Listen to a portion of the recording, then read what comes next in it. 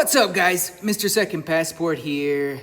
Today I'm gonna cover the high stakes election going on, or I should say referendum, this month here in Ecuador, right? The 16th of November, there's gonna be a referendum.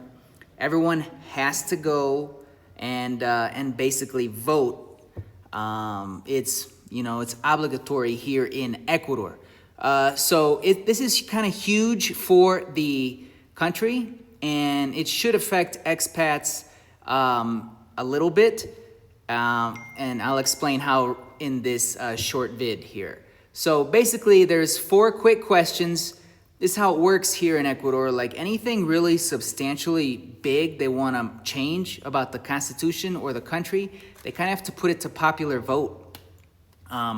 And if you say C, yes, all there is yes or no. And if you say C, you're basically voting, with the change. You're in favor of the government on that one. No is you're not in favor of the government on that one, right? So basically the first question is, are you in favor of eliminating the prohibition of foreign military bases in Ecuador? There's a lot of history here, right, with this particular question.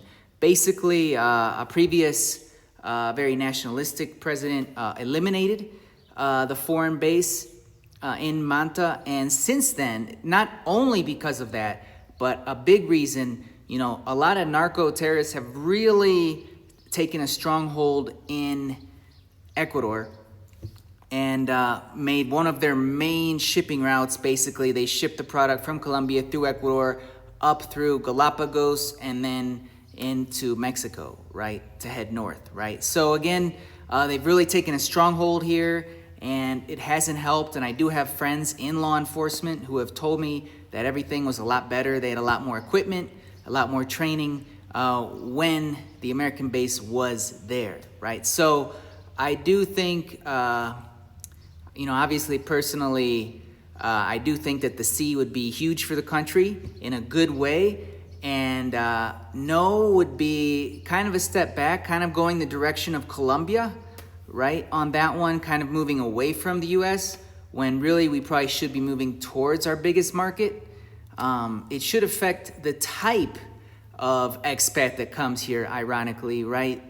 I have spoken to some very far extreme left expats that would forego Ecuador, right, if they continue to move towards the U.S. at this point, right? They're just not in favor of the direction the U.S. is taking, and they don't want to see a country that they live in also going that direction, which is fine, Let them go if that's what they want to do, if that's what they believe.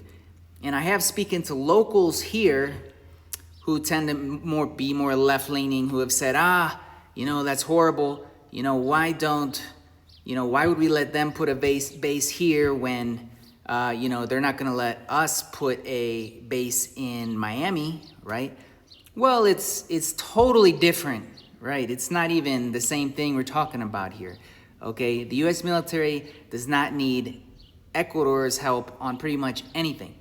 So it's totally different, in my opinion. And if they did, see the Caribbean narco ship bombings to the Ecuador military, okay, we're going to let you do that. I'm pretty sure the Ecuador military would very promptly sink a Carnival cruise line as their first op, and along with maybe 3,000 or so 65 plus Americans, and maybe 3,200 red MAGA hats would also sink to the bottom of the ocean. Hey, some people have 2. So, obviously, it's apples and oranges here, totally different, horrible argument on that. Number 2 would be, are you in favor of eliminating the obligation of the state to, let me translate here.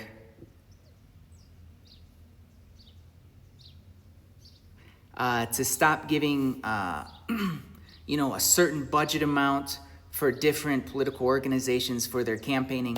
Obviously, that's a quick C, but not a huge deal for either expats or the country, in my opinion. And the others as well, they're good for the country, not really going to affect expats. Are you in favor of reducing the number of asambleístas or congressmen? Obviously, most people would probably be in favor of yes. There's just way too many as it is to get anything done. Also a big expense for the country. And the last one is, are you in favor of,